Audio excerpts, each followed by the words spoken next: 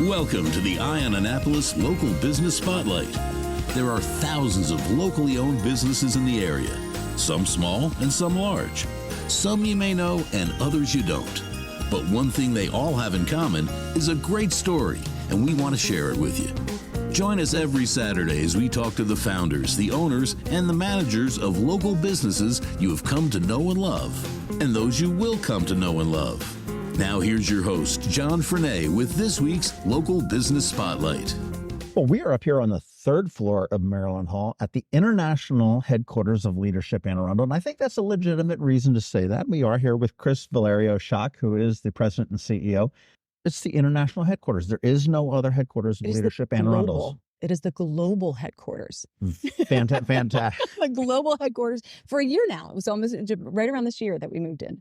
Kris Valerio Shock is the president and executive director of Leadership Anne Arundel. And I will say that for those that want to check it out, you want to go to leadershipaa.org, and that will give you a really good overview. But we really wanted to sort of dig into it with you a little bit. And I am a graduate of the class of 2021, and I know what leadership sort of is to me and what the program is to me. But let me hear your elevator pitch. I mean, you're at a cocktail party and it says, hey, I'm the executive director of Leadership Anne Arundel. And it's like, okay, so what's that? Yeah. So it's funny that you say the program, because the flagship program is what we're best known for. And my elevator pitch as far as that program is concerned is it really does give you a 360-degree understanding of the county.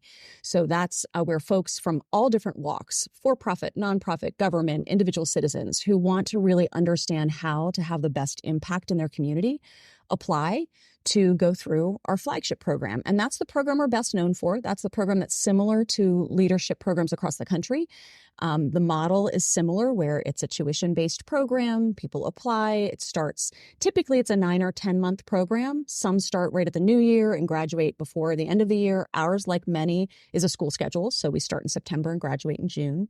But 5 years into our history, so we're just now in our 30th anniversary year, which Congratulations. We're very excited about. But 5 years into our history, 25 years ago, we had a grassroots leader named Bertina Nick come to us and say, it's great that you are educating and growing these leaders in our community, but there's grassroots leaders who either can't afford your program or they can't take a Thursday out of their month, because that's when our programs take place. How are you going to help those leaders? How are you going to get those leaders, engaged in the community? And that was what created the Neighborhood Leadership Academy. So when you say the program, we actually have two programs. Some folks who are graduates of Flagship, some are NLA grads, some have been through both, but we're very proud of both of those programs. What's the difference between the two? So as I shared, the Flagship is a similar structure to those that happen across the country, which is really about understanding the key elements of your community. So we have, for instance, after an opening retreat where everybody gets to know each other, we have a government day, we have an economic development day. So all of these themed days are a deep dive in that topic in our community. So by the time you graduate, you've got a real 360 understanding of the community.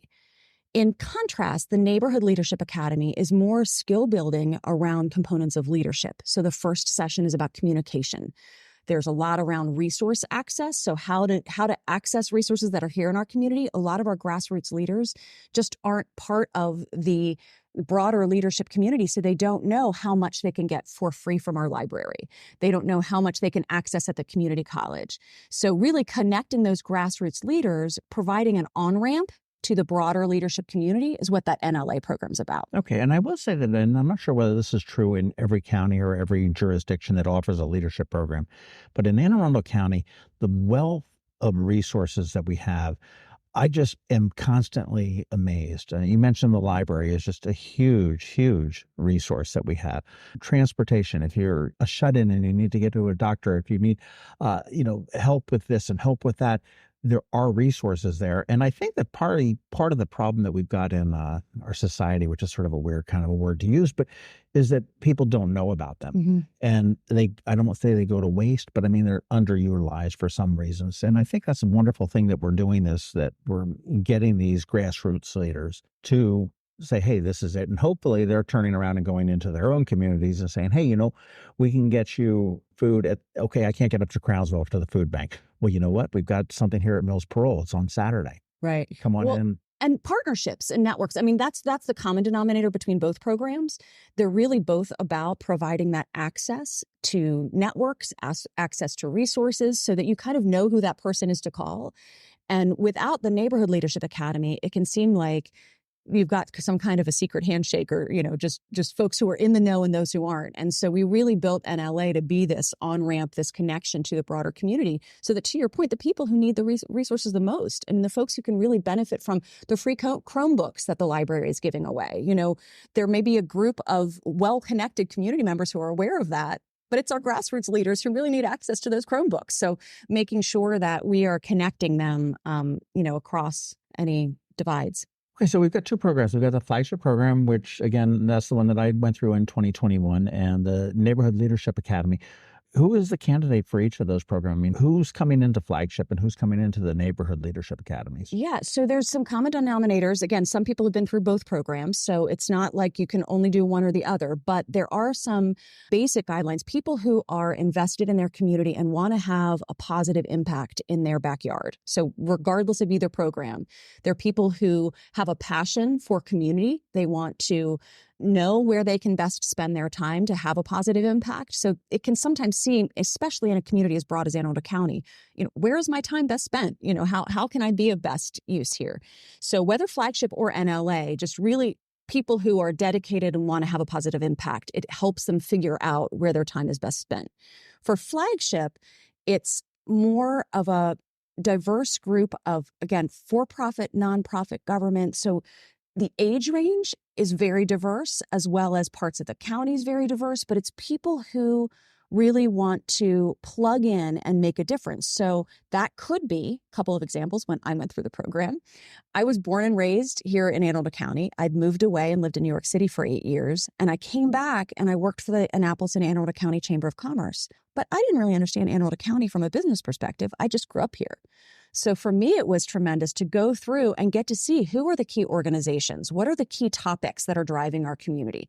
So for me, I was the younger side of my career and really needing to get that 360-degree understanding. Now, people that I connected with in my flagship class so many years ago are still dear friends. I will walk into an event today and see one of my classmates from '06.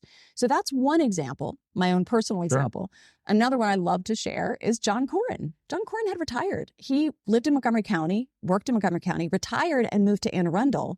So he went through the flagship program to figure out where he would best spend his time in his retirement. Well, he walked into his opening retreat. Actually, he rode his bicycle to the opening retreat and walked in kind of grousing about how Anne Arundel County wasn't very bike friendly. He found a couple of like minds in his flagship class who felt that too. And that is what started Bike AAA. So that was entirely in his retirement. So I've got two ends of the spectrum.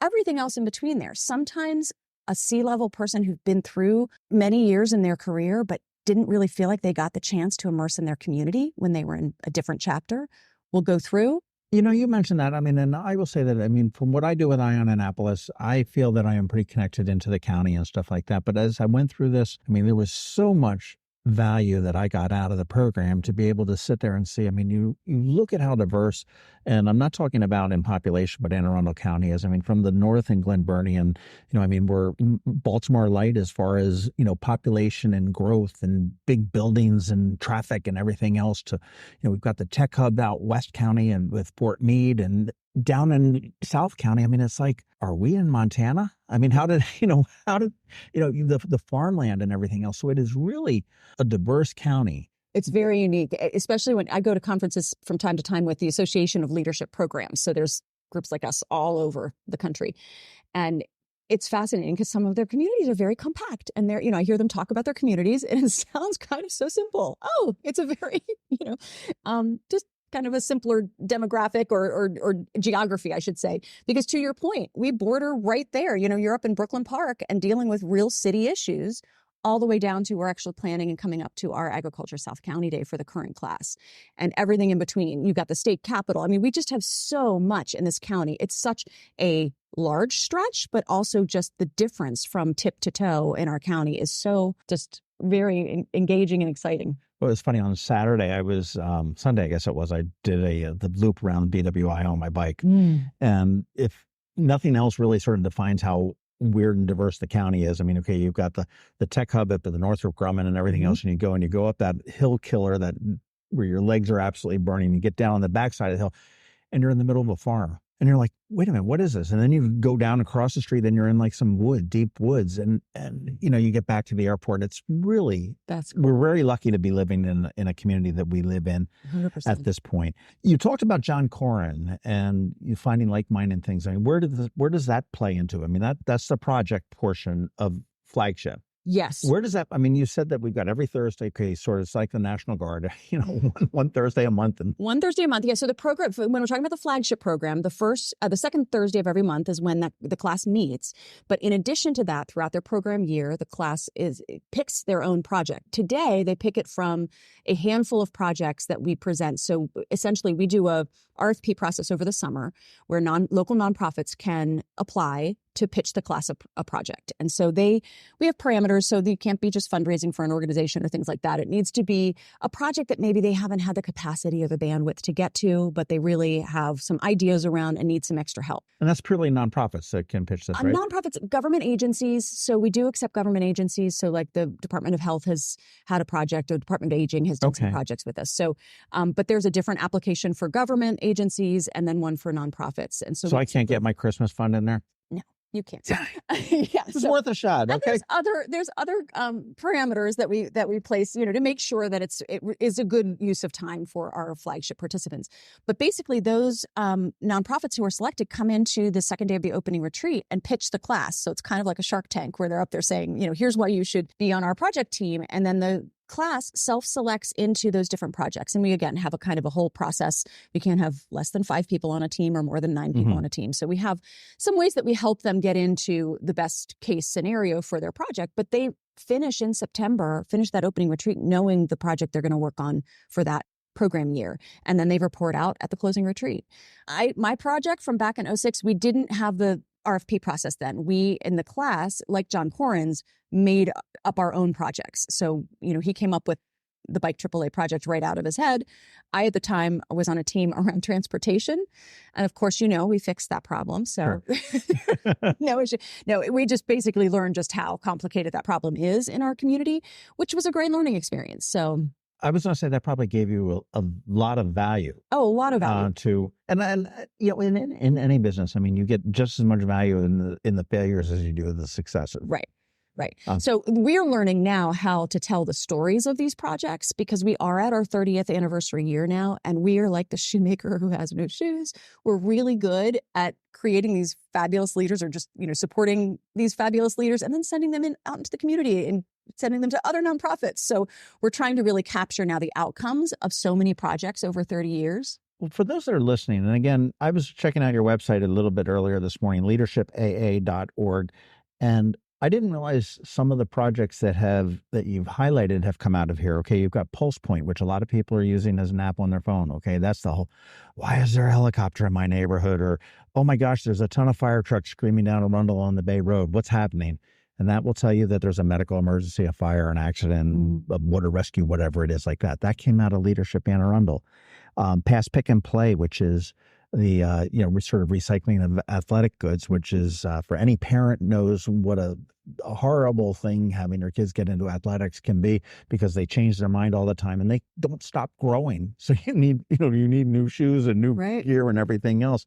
Bike AAA, which is just a huge advocacy, and they've just done such wonderful work. I mean, what's ultimately sprung out of that is the Lifeline 100, which is the first Sunday in October. They've done some, educational trail things at Lindale Middle School. They just celebrated their 10th anniversary. Yeah. So, I mean, the fact that they were founded through the leadership flagship process and have, now 10 years later, you think of how much impact they've had. Right. I mean, they're doing, they call them, oh gosh, I can't remember what the name, but it's the tricycles for seniors. They go to senior communities and get seniors out on the trail with somebody biking behind them.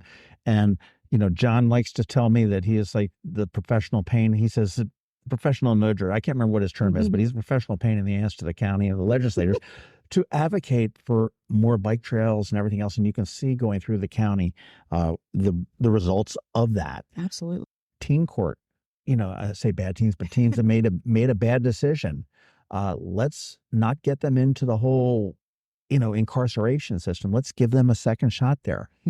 Heart Smart. I know that Cliff Roop, he passed away as a councilman for Anne Arundel County. He passed away, just stepped outside of the meeting and died of a heart attack. And it was to get AEDs all over. If they had a defibrillator there, would they have been able to save him? And that's so literally Ken Brannon, actually, who was in the class of 2000, is the principal continuing to keep Heart Smart moving forward. They just had a ribbon cutting, I think, over the Community Foundation of Anne Arundel County.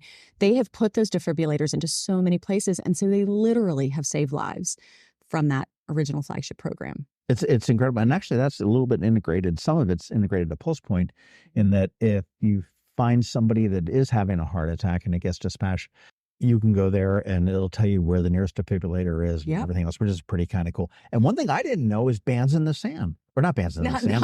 No, that's the Chesapeake Bay Foundation. That's happening now. But I'd have to take credit for that one. But Battle of the Bands. Battle of the Bands. I didn't realize that came out of leadership, because that was one of my favorite events. And I mean, that had a great probably 10 or 12 year run. It did.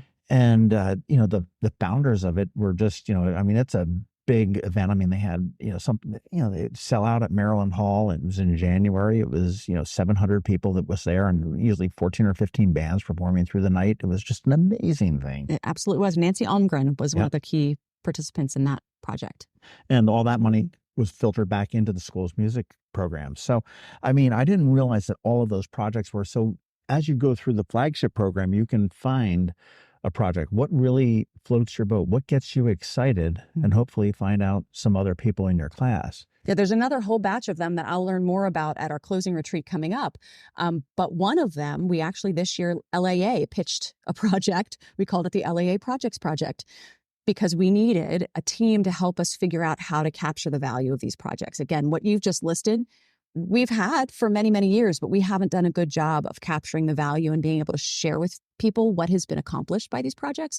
So we've got a team that's helping us operationalize that. And I'm going to say that's probably a result of the incredible effort that you do and the incredible work that you all do with a staff of 4. You're managing 60 people throughout the year to go through the program in flagship, and then probably another 40 in neighborhood leadership. So it's about 50 in flagship, and then about 25 so 75 people between 2 programs. And managing the business and working with, and I know you don't have too much hands-on with the projects, but I mean, coordinating and, molding and pushing them in the right direction. Right. Well, Nancy Hartzell, our director of operations, is really the guiding force with the projects. She is very passionate about managing. She does the RFP process during the summer, and then she's the first contact for the class going through. And you're right, they are meant to be independent projects, so we are pretty hands-off on them. But any questions, any needs that the class has, Nancy's really the first call. And Nancy's amazing. She's been with the organization for over 8 years and is just an amazing And she's also a graduate of Flagship, too. She's a graduate of both. She graduated in NLA and Flagship. So she's got it down for both. She does. Well, I mean, how can is there an opportunity for somebody to check out to see if Leadership Anne Arundel is right for them, whether it be through the Neighborhood Leadership Academy or through the Flagship program? I mean, We can obviously look at the website and everything else, and that gives you a little bit of an idea, Yeah, no, the website is great. I would say one of the best things on the website, if you go to either our YouTube channel, there's videos right there that will feature a lot of our graduates, and that's really the best source to learn more about our program. Our Instagram is also, now that we have a really fabulous communications assistant, it is just blowing up with just the real feel for our community. So those 2 sources on our website are probably best. But yes, so we have a whole events committee that puts together events throughout the year. We have quarterly events that are really meant to be an opportunity for our alumni to come back together and connect. But we often have non-member tickets for those as well. So if you just want to kind of come out and cross-pollinate with grads and really hear from them why you might want to participate. Many of our events, if you go to our leadershipaa.org, go to the event calendar. Again, if ever it says member rate and non-member rate, then non-members are most welcome. Most of what we do is open. And there's all different types. We also do leadership speaker series events and programs that feature specific leaders in our community. And many of the public can come out to those as well. I know there was a speaker series over at the college, Anne Arundel Community College, and Dr. Bedell, right when he had first come in, sat there, laid out his history, laid out where he was coming from, where he wanted to go, and how he was going to get there. And it was a really great opportunity to get an inside look at that, as opposed to the press release coming from Bob Moser's office, or, just the Absolutely. The principal sending home a memo saying that, this. And so, and you had the opportunity to do that. And that's one thing that I found with leadership is that it gave you the opportunity and the entree to connect with, and it sounds snobby and stuff like that, but the movers and shakers and everything else that are in Anne Arundel County, if you need it. And it's not in a, oh, hey, I need a favor type of a thing, but it's, hey, let me ask you something. Let me see what you think about this. Well, and I think, John, when it comes back to me very often when I'm looking at, how can we do this even better for our grads? Leadership is lonely, right? So when you're talking about connecting we want to connect leaders to each other because going through the challenges in a community is really hard work. And so, yes, we do provide access in these types of events, but it's not from a, oh, I want to be with the movers and shakers. To your point, it's more about, I need to understand these issues and see how I can support these leaders because we basically all want a successful community, right? So when Dr. Bedell arrived, LEA's perspective is very much, how can we help you succeed? Because we all want a home run for our community, whether it's education. And Dr. Bedell, Dr. Tony Gedden, when she became health officer, right. She had already gone through flagship. Actually, our prior health officer sponsored her through the flagship program.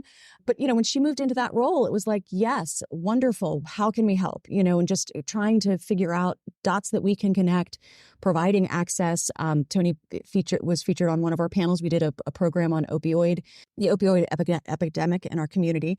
And Tony was the moderator for that program. So really any chance that we can get the key leaders in front of our community to talk through some of the challenging issues that we're facing is a win for LEA and the community too. And it's a win for the leaders, whether they've been through the program or not, because they're going to hear different perspectives and different aspects, and they're going to walk away with every bit as much of a aha than the people that attended. Well, we are very fortunate on that note, John. I don't take for granted for a moment that the program is successful because these leaders will step up when we ask them to, whether it's for a session day or a special program when they're on a panel, however it is, when LAA reaches out and asks them to participate.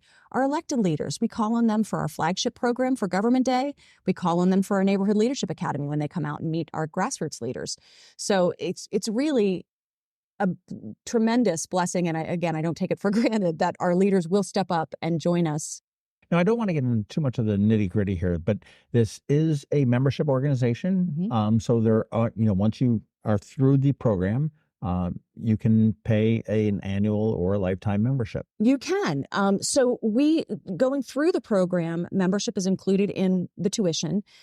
If folks are members of the Neighborhood Leadership Academy, that all of the cost for the Neighborhood Leadership Academy is paid for, supported by grant funding. So we go after grants that will support that program so that isn't the barrier of cost for the Neighborhood Leadership Academy. So membership's included in that. Once folks graduate, they're forever an alumni, whether they pay a dime ever. They're in our database. They can update their information, make sure that the community can find them, can contact them, continue to connect. What you're talking about, the membership, we absolutely encourage folks to be members. It's only $100 a year for people to invest in membership. And that basically gets folks more connectivity so they can get to other aspects of the website that have resources and things available. All of the session days when we update the material for the new class, that's all available to graduates, whether they graduated last year or 30 years ago. So it's a whole lot of resource available there. And then, of course, for all of the events we do, we have member rates. So they save on that. Absolutely. Well, you mentioned, again, tuition. Okay. So there is a cost on this. Okay. And it's not necessarily, let's not sugarcoat, it's not a hugely cheap program. Neighborhood Leadership Academy does not have a tuition? It is, no, there's an application process and all of the cost for that program is grant supported. Okay. And then as far as the flagship program, that is tuition supported and membership supported as well. And tuition, membership, sponsorship. We do a lot. We have a lot of our sustaining partners as well as program partners. So many of our session days are sponsored by specific companies. The cost, it's I won't play my little violin too much, but I will say there's a perception that that's an expensive program because there is a cost associated. If you look at organizations like us and counties surrounding us, it's an incredibly affordable program. And the cost continues to go up and up and up. So we really are trying to get more corporate sponsorship so that we don't have to raise tuition to be able to continue to put the program forward because costs for everything, especially over the last 5 years, have skyrocketed. Certainly. And I will say, I know that you worked with me, okay, as I am quite the different type of a person with Ion Annapolis as opposed to Constellation Energy and BG&E or M&T Bank, which has all the money in the world. Right. You know, so I mean, and I know that you guys did work with me as far as setting up a payment plan as I went through the program. Is that something that you did for me, or is that something that you? We do that. Yeah. I mean, we are a nonprofit, as you mentioned, only 4 of us. So we're a very lean operation. So we only do that upon request. It's easiest for us to send out a tuition bill, have that taken care of, and move forward. But we absolutely don't want that to be a barrier for folks. So we do make those arrangements, in which case it's 50% of the tuition is due before the program begins, and then 2 other payments. And again, I will say that as you look at the tuition for a small business, and I get that, a couple $1,000s that you hadn't expected to spend can be huge for a small business. So there are options there. So I would encourage any small business that really wants to get involved in the leadership of the county and really take the deep dive into the county. Don't let that scare you away. Well, and while we're on cost, I think it's important to look at what comes from this kind of engagement. When you look at what you might pay for an ad in a newspaper or magazine, or some of the other marketing that you might do for your organization. LAA isn't marketing per se, but the kind of relationship development that you get, that you benefit from for decades following. Again, we're at our 30th anniversary year. There's people who went through the class of 94 who are still good business and personal friends and colleagues. So you look at the investment, the financial investment in 1 year, and it's just such a complex benefit that you get. I totally agree with you there. You talked about members only pricing on different events, and we talked about the panels and the leadership speaker series and stuff like that. What other type of events do we have? Well, especially for our 30th anniversary, we have some really fun events. We have what we're calling a sip and swing golf event coming up. Arlene, I'm down for the sipping. Right? Well, lots of people are. Lots of people are golf, but I'd really love to, be on a golf course in the afternoon and, see the golfers come in and enjoy a happy hour with them. So the sip and swing, actually, we had some interest in doing a golf tournament in the organization. I went, are 4 people? Do a whole tournament? Like, do we even know if we have enough golfers who want to do a tournament? So we instead created the Sip and Swing, and it's going to be on May 17th out at Eisenhower, and it will be a happy hour for folks who don't golf, but golfers we have a bunch of foursomes who are signed up, and they'll head out at 3:00 onto the greens, and they'll shoot at least 9 holes of golf, depending on how many golfers we have. It could even be more than that. But then they'll come back and join the sippers who show up at 5:00 for a happy hour. And really, it's all about fellowship of this leadership community over 30 years. So that's kind of a casual 30th celebration. Right. And then our formal 30th celebration is with our annual tribute to community leadership and graduation. So our regular event every year is in June. And this year, that's going to double as our 30th anniversary. And that one's up at Maryland Live. That's at live exclamation point casino hotel. At the hall. At the hall. The big, beautiful hall. Yeah, it's a really fun event. It is, again, supersized this year because of our 30th, but it will really be a reflection on the impact of this organization over 30 years. Will make it even more special. But every year, Tribute is just so fun because we give out the Excellence in Leadership Award, we give out a Distinguished Graduate Award, and we celebrate the graduating classes. It's just a real feel-good event of people, again, kind of circling back, who really are there because they want to have a positive impact on this community. So it doesn't get more feel good. It is. I've been to 2/3 of the ones that I've been eligible to go to, and stupid COVID got me that second year, so I was not able to do it. If somebody else also wants to just to get a sort of a feel for the people, Leadership and Lattes, which is periodically at local coffee shops. Yep. Where just pop in. That's a totally member-generated idea. That was one of my favorites because, again, we're a membership organization. So ideally, a member comes forward and says, hey, I've got this idea. That was Christy Kronkowski, who's on our board, really wanted to have an in-person, casual, just meet and greet. We used to, our LAA 101 program that we have used to be that pre-COVID, and then it went virtual over COVID, and some other benefits came out of being virtual. We help people figure out how to use the online platform and all of this. So going back to in-person for 101 didn't really make sense. So we created Leadership and Lattes, and it is, as you said, we just pick a coffee place, a local coffee place. When we were out most recently at Word, right down in Edgewater, the new bookstore. The bookstore there, yeah, very cool place. So it gives you a chance to go somewhere new that maybe you haven't been to, meet some of the people. That's an all welcome. So some people are leadership grads. Some people are just thinking about maybe connecting with our community. And that's a really great resource to do that. I mean, if you're thinking about this, going out there, pick the brain of Christy who may be there, or pick the brain of, somebody that maybe, hey, what'd you think about it? What did you do? Tell me about your project. Tell me. And that will get your own gears going in your mind there. Absolutely. And again, that you can find that at the leadershipaa.org website, and just click on the events and bring it down, and it'll show you when the next one would be scheduled. My experience was fantastic. I mean, I came in a, sort of a second half of COVID. You had the tough year. So, you guys had it down as far as how to do the virtual thing, as opposed to the year before where we're sort of thrown into the virtual world. As I mentioned, it was so good for me because I was able to get this deeper dive into the county than I expected. I expected to know an awful lot. And I'm going to, I'm not tooting my own horn, but I did know an awful lot. But I didn't know what I didn't know. And now I know what I didn't know. And it was such a valuable asset to me. Again, as a small business owner, I mean, I wanted to make sure that I got every ounce of value out of it. So, I mean, I was attending whatever I could possibly attend to, and I was, really get into the project. And we worked with the Wellness House of Annapolis, and that was, a lot of fun working with the people that were really delving into let's do something to help the folks that are dealing with a cancer diagnosis. So, yeah, and my project was I'll say a once and done type of a thing, not like Bike AAA where it's ongoing now 20 years later. Right. It was a once and done type of a thing, which was absolutely fine. Made some great friends out of it. And probably the best thing that I got out of it from me is the ability to, and I would say I can go on to the leadershipaa.org and get the contact information of the people in my class, but I've got that all on my own little address book. But I can sit there and I can call up Ellen Sherry and say, hey, I want to talk to you about this. Let's get together and do this. And then we could be at Carpaccio having lunch and figuring it out.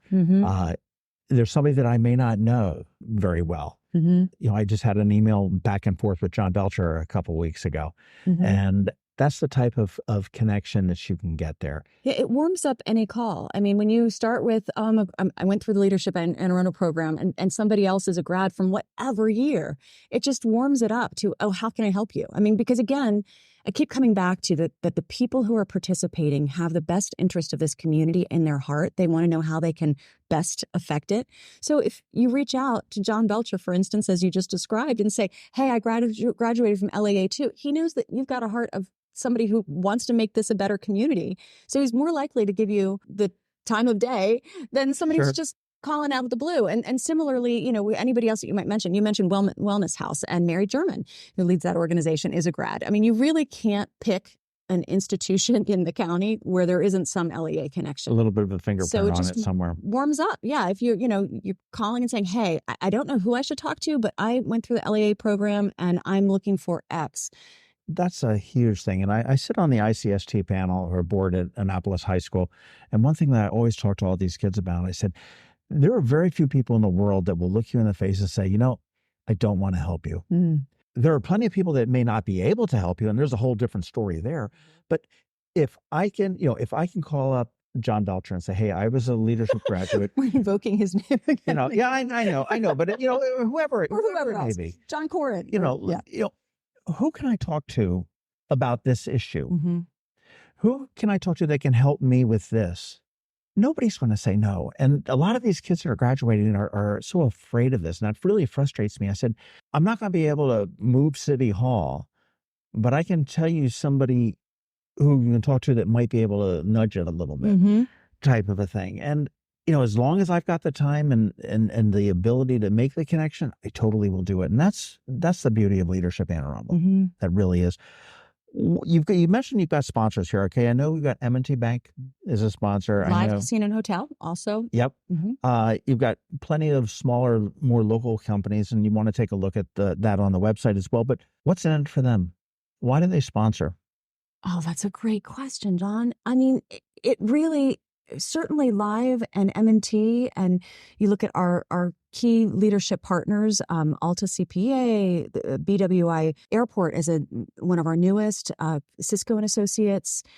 There's so much about investing in this community. So all that we've been talking about, they get exposure for being invested in the benefit that we've been talking about for the last many minutes. So aligning their brand with being invested in leadership in our community, I think it's a win-win in terms of positive. I mean, M&T is very invested in our community, but being at the top of, along with Live Casino and Hotel, at the top of our leadership partner banner really shows that they're invested in this community. Well, I know that they are the sponsor of the 30th anniversary podcast that we've been working on as well. M&T Bank certainly is, yeah. And on our board, both Live Casino and Hotel and M&T Bank are both on our board as well. And so, yeah, I mean, they're not just kind of passing by. They're rolling up their sleeves and really connected and invested in this community. And I think that connection, whether it's just visibly being, clearly invested, and so having the exposure of being an invested partner, to where it's also literally making the connections by being that invested. They're really first in line for what boards should they be engaged in, what initiatives should they be part of. So they're right at the center. I like to consider LAA as the nexus of leadership. There's that phrase. And they are. It is the nexus of leadership. And so they are in the center of that nexus. Our most invested partners are really at the center of that. So we've been talking about the benefit of being able to have that connection in our community, and our investor partners are the most connected. Well, I mean, that does make sense that they get that. And, I guess I got to follow up and say, as executive director, not as a graduate, but as president and executive director of the organization, what do you get out of it? Okay, you get a paycheck every other week or something like that. I get that. But beyond that, what do you personally get out of leadership, Anne Arundel? Optimism and hope for our future. Seriously, I mean, I'm a mission-driven person. I, certainly appreciate the paycheck. I need to have a paycheck. I have a life to maintain. But I jump out of bed because there are people who are willing to donate their time, to be invested in the community, to really help move the needle for our local community. And especially in these last several years of not just COVID, which we all went through. I know we don't like talking about COVID anymore. Let's just be done with it. But the political landscape, the social unrest. I mean, there's just so much turmoil in our world.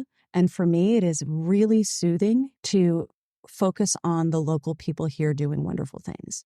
So every day, whether it's the people in our classes, the individuals I get to engage with. Right now, I'm interviewing the next class that will start together in September.